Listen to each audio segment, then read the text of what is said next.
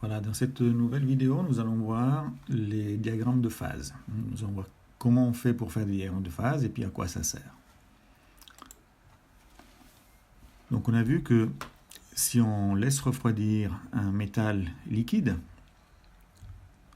la température diminue jusqu'à un certain point où on a un palier. Ce palier, c'est le palier de solidification. Et puis ensuite, une fois que le métal est complètement solidifié, la température diminue de nouveau. Ça, c'est vrai pour les métaux qui sont purs, et puis aussi pour certains alliages, mais ça on verra plus tard. Mais disons qu'on va considérer que c'est les métaux purs qui agissent comme ça. Quand on a un alliage, par exemple ici vous avez un alliage composé de nickel et de cuivre, 80% de nickel, 20% de cuivre, on voit que cet alliage liquide refroidit dans le temps et arrivé à une certaine température, 1410 degrés dans ce cas, la température diminue toujours, mais beaucoup plus lentement. Et ensuite, à un certain moment, la température recommence à diminuer rapidement. Alors, dans un alliage, qu'est-ce qui se passe? Dans un alliage, ici, vous avez le liquide.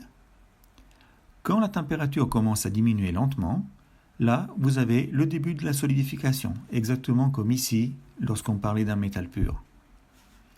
La température diminue lentement parce que les atomes ils sont en train de se coller les uns aux autres, donc ça dégage de l'énergie. Et quand tous les atomes se sont collés ensemble, à cette température-là, le métal est devenu complètement solide et le refroidissement peut se poursuivre à vitesse plus rapide. Donc, ce graphique qui montre qu'est-ce qui se passe au niveau des températures pendant qu'on refroidit, c'est un graphique qu'on utilise pour étudier les alliages. C'est ce qu'on appelle l'analyse thermique. Donc en fait, quand on étudie un alliage, on prépare des mélanges avec différents pourcentages. Ici, par exemple, on avait 80% de nickel, 20% de cuivre. Mais on va préparer des échantillons avec 90% de nickel, 10% de cuivre, 70%, 30%, et ainsi de suite. Donc on va faire tous les mélanges et on va faire une analyse thermique, une courbe comme ça, de refroidissement pour chacun de ces mélanges. Et on enregistre pour chacun de ces mélanges les changements de température, de début et de fin de solidification.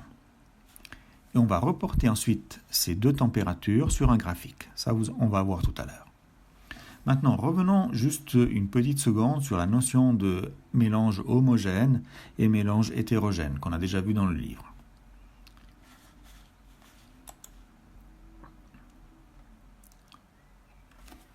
Voilà, dans les mélanges homogènes, les atomes se mélangent parfaitement bien les uns avec les autres. Les mélanges homogènes donnent donc des structures qui sont homogènes, monophasées. Donc il y a une seule phase à l'intérieur du métal solidifié. Vous pouvez avoir un mélange qui est homogène dans deux cas différents. Soit vous avez le métal A et le métal B qui ont des atomes qui ont à peu près la même taille. Des atomes qui s'arrangent avec le même type de structure. Par exemple, vous avez deux métaux qui sont les deux avec une maille cubique face centrée, comme par exemple le cuivre et le nickel. Dans ce cas-là, comme ils ont aussi à peu près la même taille, ils peuvent se placer dans la structure de l'un et de l'autre, et ça donne un mélange qui est parfaitement homogène. Ou alors, il y a une autre possibilité, c'est que les deux métaux, il y en a un qui a des atomes qui sont beaucoup plus petits et l'autre des atomes qui sont beaucoup plus gros. Et à ce moment-là, le deuxième métal, celui qui a les atomes qui sont plus petits, va pouvoir se placer entre les atomes du premier métal. Donc ça, c'est ce qu'on appelle une solution solide d'insertion. Parce que le métal, il s'insère entre les atomes de base du métal. Tandis qu'ici, on a une solution solide de substitution parce que le deuxième métal remplace un atome du métal de base. Dans les deux cas, les atomes se mélangent bien entre eux et ça donne donc des mélanges qui sont homogènes et donc monophasés. On va se retrouver avec une seule phase dans le métal. Si on regarde une coupe métallographique d'un alliage monophasé, ici, on constate que c'est homogène. Tous les cristaux sont identiques, ils ont la même couleur, on ne voit pas de différence de composition entre ces cristaux. Pourtant, dans cet alliage-là, on a du fer, un tout petit peu de carbone, 0,08%, mais on a quand même 18% de chrome et 8% de nickel. Et donc, on constate que ici, tous ces constituants sont parfaitement mélangés les uns aux autres parce qu'on n'a pas deux sortes de cristaux. Ça veut dire que là-dedans, à l'intérieur de chacun de ces cristaux, on a les constituants ici qui sont bien mélangés les uns avec les autres. Donc ça, c'est un mélange qui est parfaitement homogène. On a une seule phase. Qu'est-ce qui se passe quand on fait une analyse thermique d'alliage de ce type-là? Alors, ça va donner une fois qu'on va mettre ensemble les analyses thermiques, ça va donner des diagrammes de phase qui sont comme ça. Donc ici, pour construire ces diagrammes de phase, on fait les analyses thermiques, comme on a vu avant. C'est-à-dire, on va construire des courbes de ce type-là, pour différents pourcentages. Par exemple, ici, vous avez le nickel pur, vous voyez, le nickel pur avec une fusion à 1450 degrés. Et là, vous avez un mélange 80 nickel, 20% de cuivre, où on a deux températures, début de solidification, fin de solidification. Sur le diagramme de phase, qu'est-ce qu'on a? On a d'un côté les températures. Ici, vous avez les températures. Et en bas, on a les pourcentages. D'un côté, vous avez le premier des constituants. Dans ce cas, on a de l'argent. Et de l'autre côté, le deuxième des constituants. Dans ce cas, l'or. Quand je suis ici, complètement à gauche, là, j'ai 100% d'argent. Donc ici, la température que je vois, à peu près 960 degrés, c'est la température de fusion de l'argent. Si je suis par contre complètement à droite, là j'ai 100% d'or. Et la température que je vois là-haut, c'est la température de fusion de l'or. Maintenant, imaginons qu'on prenne un mélange où on a 50% d'argent, 50% d'or, donc on serait ici au milieu. Vous voyez, là vous avez 40%, 60%, donc on serait ici au milieu. Donc si on est ici au milieu, si je monte là, je vois que j'ai ces deux lignes. Donc en fait, ces deux lignes représentent les deux points que je trouve dans le diagramme de l'analyse thermique. C'est-à-dire ce point-là et ce point-là. Le début de solidification, la fin de la solidification. Donc ça veut dire que dans un mélange constitué de 50% d'argent et 50% d'or, comme je suis ici, quand je me trouve à peu près à 1000, qu'est-ce qu'on peut avoir ici? À peu près 1030 degrés, on a le début de la solidification. La température diminue. On arrive à cette température-là, à peu près 990 degrés, et là on a la fin de la solidification. Donc ça veut dire que la température va varier de ce niveau-là à ce niveau-là pendant la solidification. Et ce diagramme, donc ces deux lignes, ont été construites, ont été trouvées grâce à de nombreuses analyses thermiques qu'on a faites pour différents pourcentages. Donc par exemple, on a fait un mélange avec 80% d'argent et 20% d'or. C'est sur cette ligne-là. Et là, on a le point de fin de solidification et là, le point de début de solidification qu'on a également trouvé avec l'analyse thermique pour ce mélange. Et en faisant comme ça, pour différents pourcentages, les analyses thermiques, on a trouvé les différents points de début et de fin de solidification qui nous ont permis de construire les deux lignes de ce graphique qui nous montre en fait qu'est-ce qui se passe pour tous les mélanges possibles entre l'argent et l'or qu'on pourrait fabriquer. Voilà, donc ça c'est un mélange qui est homogène. Vous avez ici un exemple où vous avez le premier métal, le deuxième métal, vous voyez. Voilà. Là, quand on est à 100% de métal A, on a la température de fusion du métal A. De ce côté, je suis à 100% de métal B. Là, j'ai la température de fusion du métal B. Si par exemple, je me situe ici, là, j'ai 40% de métal B, 60% de métal A. et j'ai ici la température de début de solidification et là la température de fin de solidification de ce mélange. Quand on est au-dessus de la ligne supérieure, tout le métal est complètement liquide. Quand on est en dessous de la ligne inférieure, tout le métal est complètement solide. Et quand on est entre les deux, on a du liquide et du solide. C'est-à-dire que quand on est dans la zone ici, voyez, on a du liquide plus des cristaux qui se sont déjà formés. Des cristaux qu'on appelle des cristaux de type alpha. Dans ce cas, c'est des cristaux alpha. Vous voyez, ici en bas, on n'a que des cristaux alpha. Là, j'ai du liquide plus alpha. Ici en haut, j'ai que du liquide. Ces deux lignes, on les appelle la ligne supérieure, ligne du liquidus. Donc au-dessus de la ligne du liquidus, tout est à l'état liquide. Et la ligne inférieure, c'est la ligne du solidus, en dessous de laquelle tout est devenu solide. Voilà, passons maintenant aux mélanges hétérogènes. Alors, les mélanges hétérogènes sont les mélanges de métaux qui ne sont pas bien compatibles entre eux, c'est-à-dire qu'ils ne répondent pas à ces deux critères.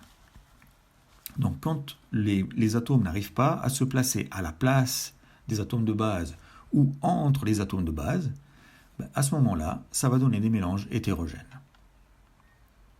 Vous voyez ici une coupe métallographique d'un mélange hétérogène. On voit très bien qu'il y a deux phases. Il y a deux sortes de cristaux. Alors, pour étudier ces mélanges hétérogènes, on va procéder de la même façon que pour les mélanges homogènes, c'est-à-dire qu'on va faire des mélanges avec différents pourcentages. On va faire des analyses thermiques pour chaque composition de ce mélange-là et on va enregistrer les points. Et ça va donner des graphiques qui sont un petit peu différents. Voilà, ici vous avez des exemples de graphiques de mélange qui sont hétérogènes. On a, par exemple, pour ce mélange, on a du plomb. De ce côté, j'ai 100% de plomb et de l'autre côté, j'ai 100% d'étain. À gauche, j'ai ici, à peu près à 330 degrés, la température de fusion du plomb. Et là, à 232 degrés, j'ai la température de fusion de l'étain. On a dit que ces deux métaux ne sont pas bien compatibles, donc ils n'arrivent pas bien à se mélanger. Mais ça, c'est plus ou moins vrai, c'est-à-dire que pour autant que je mette très peu de métal, de deuxième métal dans le métal de base, là, on arrive à trouver un petit peu de place. On arrive à placer le métal, le deuxième métal, dans la structure du premier. Et ça, c'est ce qu'on voit dans la zone ici, la zone alpha. Cette zone alpha, c'est une zone qu'on appelle de solubilité. C'est-à-dire qu'ici, c'est du plomb, dans lequel on arrive à placer un tout petit peu d'étain. La même chose, on la retrouve de l'autre côté. Vous voyez cette zone bêta qu'on a ici, ce triangle. Là, ce sont des cristaux d'étain dans lesquels on arrive à placer un tout petit peu de plomb à l'intérieur.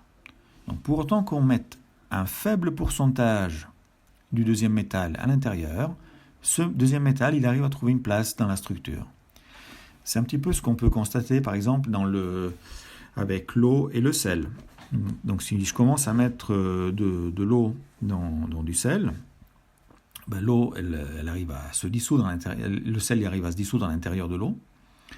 Je mets encore du sel, il arrive toujours à se dissoudre. Et puis, à un certain moment, à force de rajouter du sel, à un certain moment, la solution devient saturée. C'est-à-dire que plus que temps, elle n'arrive pas à dissoudre. Si vous voulez arriver à dissoudre plus de sel, je pense que vous savez ce qu'il faut faire. Il faut chauffer. Donc, si on met la casserole sur le feu, on constate qu'on arrive à dissoudre, encore à rajouter du sel. Il se fond encore dans l'eau. Mais à un certain moment, là aussi, le mélange, il sera saturé. Et puis, si un mélange qui est saturé, je le refroidis, tout d'un coup, en diminuant de température, il n'arrive plus à contenir autant de sel qu'il pouvait contenir à haute température. Et qu'est-ce qui va se passer? C'est que le sel va sortir de l'eau et va se déposer au fond sous forme solide. Donc le surplus va se déposer au fond. Parce qu'à une certaine température, on peut contenir seulement une quantité limitée de sel. Et c'est la même chose qu'on constate ici. On voit qu'à basse température, la zone alpha, donc la zone dans laquelle le plomb peut contenir de l'étain, est très petite. Donc je peux contenir très peu de pourcentage d'étain à l'intérieur du plomb. Donc ici on a 20%, là on a 10%, ici on a peut-être à 2-3%.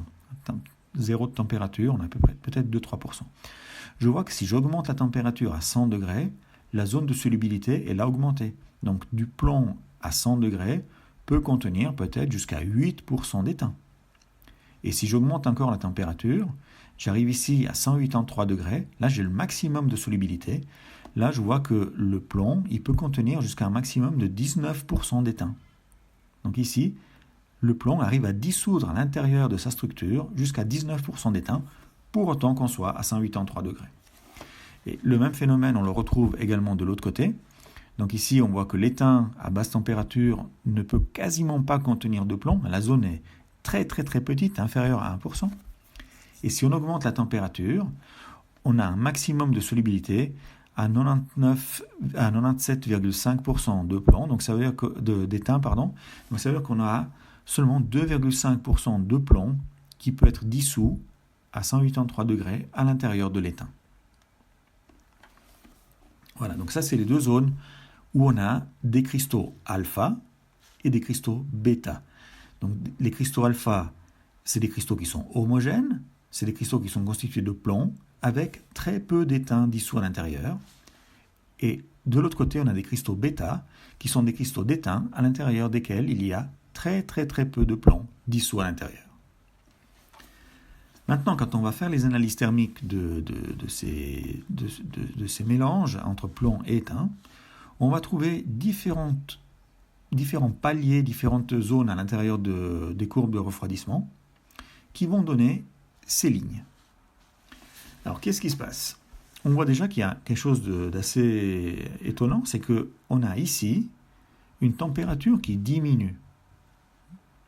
Contrairement à avant, on avait un métal qui fondait à plus haute température, un métal qui fondait à plus basse température, et les températures des mélanges se situaient entre les deux. Ici, par contre, on constate que j'ai les deux températures de fusion des deux métaux qui sont supérieures à cette température de fusion de ce mélange qui est beaucoup plus basse. Alors ce phénomène-là, ça donne un point dans ce graphique. Le point de fusion le plus bas, c'est ce qu'on appelle le point eutectique. La ligne qui rejoint le point de fusion du plomb au point eutectique et qui du point eutectique va au point de fusion de l'étain, c'est la ligne du liquidus, au-dessus de laquelle tout est à l'état liquide. La ligne qui rejoint la température de fusion du plomb à la pointe ici de la zone de solubilité qui va à plat jusqu'à l'autre zone de solubilité et qui remonte à la température de fusion de l'étain, c'est la ligne du solidus. C'est-à-dire qu'en dessous de cette ligne, tout est à l'état solide.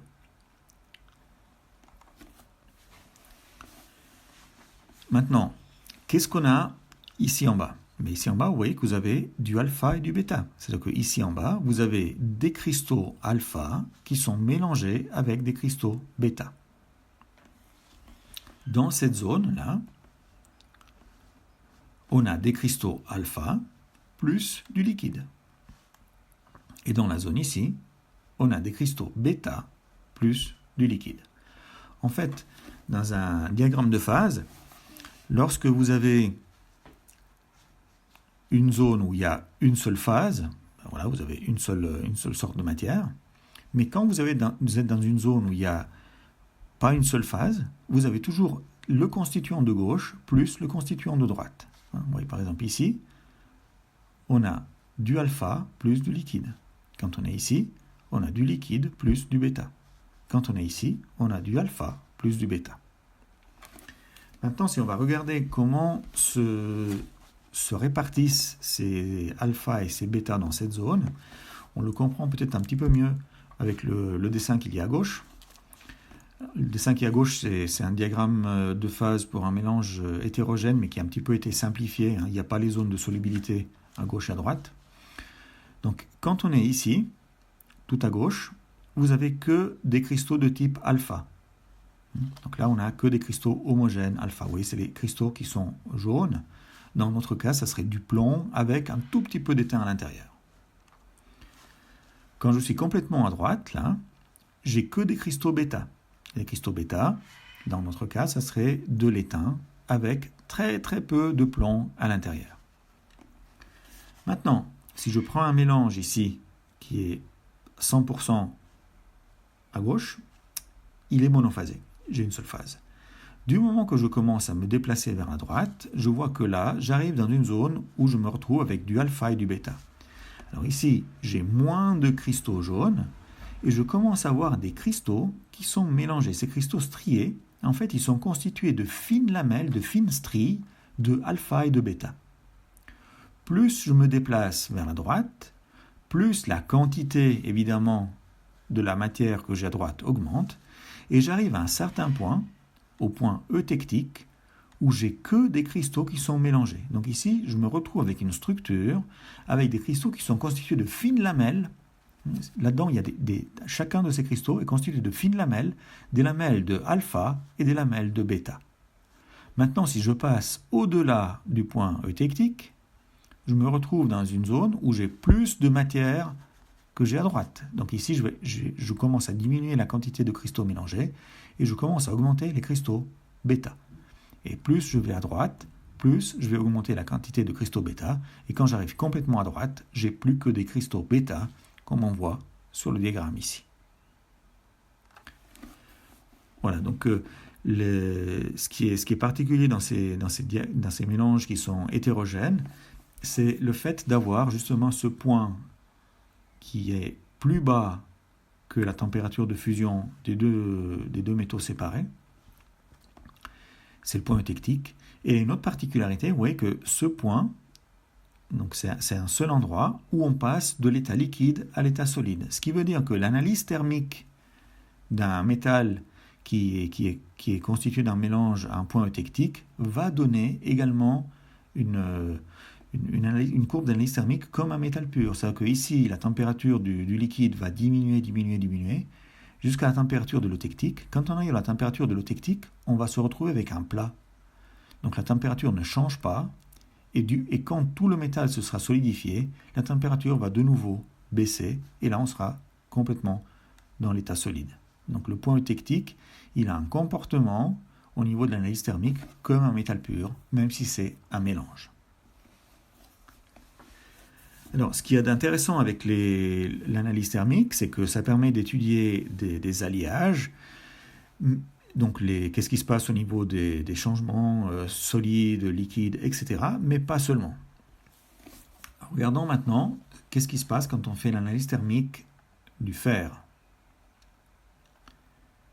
Alors, ici, vous avez une courbe d'analyse thermique pour le fer. Donc, le fer, quand on le chauffe,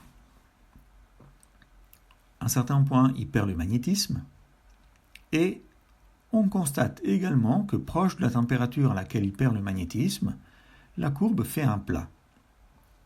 Exactement comme le passage de l'état solide à l'état liquide. Simplement, cette température, ce n'est pas la température de fusion. Parce que ici, on est à peu près à 903 degrés et la température de fusion du fer est beaucoup plus haute. Ensuite, si je continue de chauffer le morceau de fer, j'arrive à 1400 degrés et je vois que j'ai de nouveau un plat. Donc on continue de chauffer le métal, mais la température n'augmente pas. Ça pourrait ressembler de nouveau à un changement d'état, mais ce n'est pas le cas. Le métal ici est toujours à l'état solide. Je poursuis la chauffe. À un certain moment, la température augmente de nouveau. J'arrive à 1536 degrés. Et ici, j'ai de nouveau un plat, mais cette fois, je constate que le métal passe bien de l'état solide à l'état liquide. C'est ce qu'on avait étudié. Si on fait la courbe de refroidissement, on va retrouver exactement la même chose. Donc, le liquide refroidit jusqu'à 1536 degrés. On a un palier de solidification. Ensuite, le refroidissement se poursuit jusqu'à 1400 degrés. On a à nouveau un palier où il n'y a pas de changement d'état. La solidification, le refroidissement se poursuit de nouveau jusqu'à 906 degrés. On a à nouveau un palier où il n'y a toujours pas de changement d'état. Et puis, la température peut de nouveau diminuer. En fait, ces deux paliers montrent qu'il se passe quelque chose dans la matière. Ce n'est pas un changement d'état, Et ce qu'on a quand on a des paliers comme ça, qu'il n'y a pas de changement d'état, c'est qu'il y a un changement de structure. On avait vu que le fer peut avoir deux sortes de structures, soit du cubique centré ou bien du cubique face centré. Et bien justement, quand on a ces paliers, on a un changement de structure. Donc le fer, à température ambiante, il a une structure cubique centrée. C'est des cubes qui sont assez petits, où il y a seulement 4 atomes dans les coins de chaque face, et puis un atome qui est au milieu du centre. Quand on arrive à 906 degrés, si je chauffe, par exemple, le morceau de fer, j'arrive à 906 degrés, je continue de chauffer le morceau de métal, et à ce moment-là, les atomes commencent à changer de place, ils se déplacent, ça demande de l'énergie, ça absorbe de l'énergie, et ces atomes se mettent à une structure cubique face centrée. Donc ici, vous avez toujours 4 atomes dans les coins de chaque face, mais en plus, vous avez un atome au milieu de la face. Donc les cubes, ils sont un petit peu plus gros que les cubes centrés. Du moment que tous les atomes de fer se sont mis d'après la nouvelle structure, il n'y a plus d'absorption d'énergie, donc en continuant de chauffer, la température augmente. Et puis on voit qu'ici, il y a un deuxième palier à 1400 degrés, où en fait la structure redevient cubique centrée. Mais ce deuxième changement n'a pas vraiment d'intérêt pour nous, il n'y a pas d'application technique pour ce deuxième changement de structure, donc ce phénomène-là, on peut l'oublier. Par contre, celui-ci, il est très important. Donc ce changement de structure cubique centrée à cubique face centrée est vraiment très important dans l'acier et dans le fer. Alors, ce changement-là, ce n'est pas un changement de phase, c'est ce qu'on appelle un changement allotropique. C'est une transformation allotropique. Quand on a un changement de structure et non pas un changement d'état. Voilà, donc on a terminé cette partie. Vu que ce sont quand même des notions relativement compliquées, je vais ouvrir un forum de discussion pour la théorie. Donc jusqu'à présent, on avait simplement des forums pour discuter des exercices, la correction d'exercices. Là, je vous ouvre un forum également pour la discussion de la théorie. Vous pouvez poser des questions là-dessus et puis je vais vous répondre. Voilà. Et puis je vous laisse également faire les exercices pour la prochaine fois.